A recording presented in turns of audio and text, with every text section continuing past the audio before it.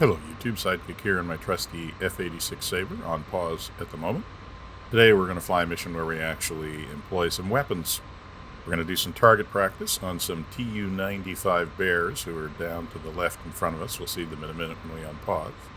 The main purpose of the practice is going to be to practice with the A4 telescopic semi-automatic sight, as the manual calls it, but really it's a gyroscopic sight that also uses radar ranging data to give us really a much more accurate sight than we're used to in our Warbird. Essentially what the sight is going to do is it's going to take the range to the target, and it's going to take the gyroscopic readings from the aircraft that tells it, how many G's we're pulling in what direction, and it's going to figure out where the rounds are going to go, or where the rounds are going to be when they reach the range of the target. So that means that if we can get the pipper on the target, we should be able to get rounds on target every time. If we just get the pipper on the target. That should be easy, right? The other thing that the gyroscopic sight does is it allows us to estimate the range to the target by setting the expected wingspan of the target, and then when the target essentially fills the sight, we know we're in the right range. Now, the only issue is with the bear.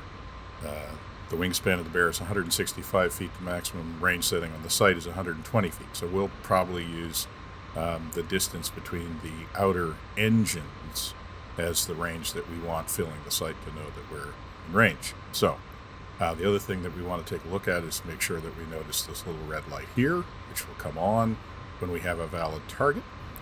And as we're coming in on the target, we'll take a look at some of the other controls that we want to use. There's a couple of buttons that we're going to want to program on the HOTAS so that we can make use of the sight. But let's get unpaused and get going.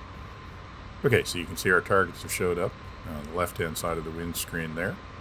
So a caveat on this mission is I do have the target dots on, just so that I can spot the targets a little bit more easily. So the one thing I will say about flying this kind of mission as it compares to doing it in a Warbird is that you really have to watch your speed and watch your rate of closure because you are a lot faster than the target, which is something that is quite different maybe from what you're used to if you're attacking World War II bombers in a World War II fighter. And there's our target. So we've got a red light, we've got a range on, so now I'm caging the radar until I get it over my target, and then I'm going to let it go. So I have programmed the cage button to my coolie hat up on my throttle, since it normally is on the throttle, but you're welcome to bind it to any button you like. So now we watch you see the sight begins to perform. Every time I make any kind of stick input, it's telling me how that would affect where my rounds are going to go. And since the range is very long, at this point it's very sensitive to any kind of motion of the stick. So I find that you have to fly a very smooth approach. Again, control your rate of closure very carefully, and really only pull up into the target at the end, like there. There we go. Whoa, that's a little bit close. So this also brings up something that you should note, is that the Tu-95 model in DCS appears to be, let's call it a little bit of a cartoon. It's not a very detailed model, and I don't think the damage model is very detailed either. As you can see there, it didn't take very many rounds to do catastrophic damage, but it works as a way of doing some target practice. So we're rolling over the top, going to come back in again. I think I'll pick up the guy who is on the left-hand side of the formation again, because I'm coming in from the left. So we'll perform the same set of steps here. We've got a radar light, so we're going to want to get the target on screen, cage the sight, get it over the target, and then let it go. And now you see the sight bouncing around again because it's responding to all of my stick movements, and again at extreme range it's very sensitive to any amount of stick movement. You can feel me throttling back because again I'm trying to control that rate of closure. Here we go. Okay, now pull up and in. Oops, not enough. A little bit more. Overshot. There we go. Oop, got his wingtip. And we're off again. So again, you can see pretty basic damage modeling on the bear, but at least it allows us to do some target practice. There is one thing that I think is true to note about the F-86, though. You really do not want to spray your rounds around.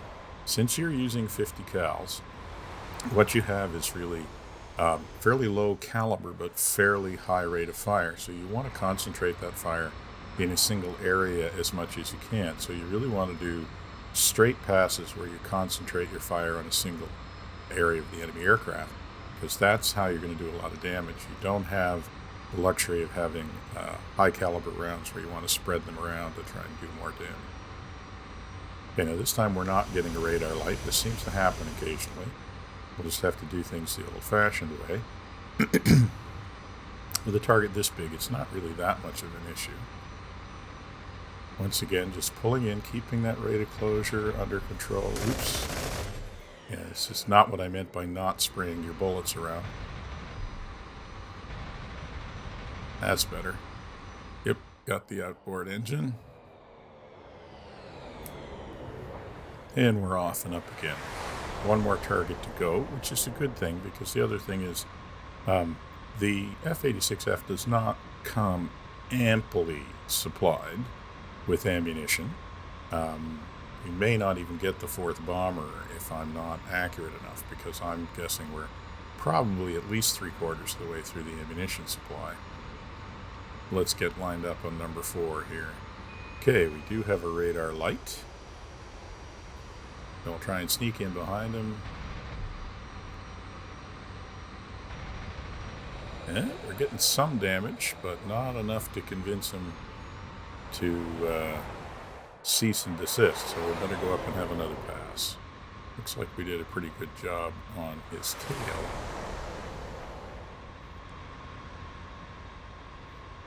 Hey, rolling around, turning around. Be a little bit longer pass this time. So yeah, as you can basically see, it's not all that much different than if you're flying an ME-109 attacking flying fortresses, or a Spitfire or Hurricane attacking a Heinkel 111, other than the fact that the rate of closure is quite a bit faster.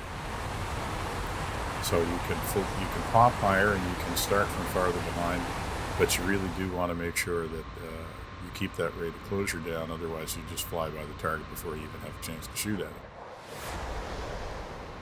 Okay, one last pass, got a radar light. We're going to get a good, nice, accurate pass. Just need to get close without getting there too quickly. Certainly under 400 knots is where you want to be, at least for this target.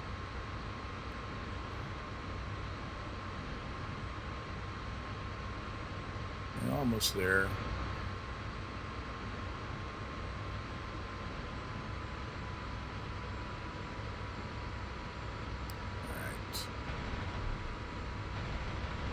There we go.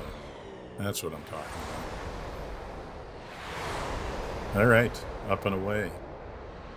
Now, we should bear in mind, actually, that this was, in effect, the mission that Sabre was designed for. It was designed to do high-altitude, high-speed interception of Soviet bombers. So even though it won its spurs, we're just doing a couple of victory rolls here. That's 2 and 3. And 1 more. So, as I was saying, even though it was most famous for its dogfighting with MiG-15s over the Yalu Valley, this mission that we had just performed was really what it was designed to do. So, and especially if you were flying Canadian Sabre over northern Canada, this is what you would have trained to do during the 1950s. So, kind of fun to give that a try. Kind of interesting to compare it, again, to how it would compare to Warbird. There's a lot of similarities, but I think there are some important differences when you're flying the jet. I'm hoping that you guys enjoyed that as much as I did. And for now, this is going to be Sidekick, signing off.